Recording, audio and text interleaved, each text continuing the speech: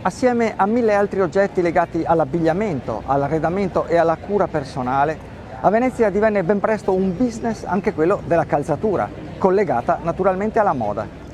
A tal punto la corporazione dei caegheri, i calzolai, che in San Marco trovavano il loro protettore, godeva di rinomanza, che il punto della piazza ha loro riservato durante la Fiera della Sensa, appuntamento annuo nel quale esporre le novità dell'artigianato, è anche l'unico, assieme ai Savateri, i ciabattini, che reca inciso il loro nome.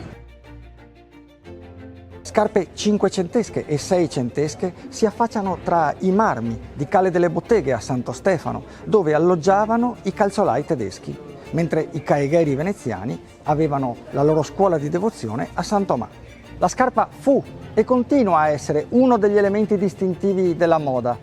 Al Museo Correr se ne conservano di femminili, con zeppe di 40 e anche 50 centimetri, per un vezzo legato al costume che impose, ancora tra 5 e 600, che le ragazze indossassero queste calzature altissime.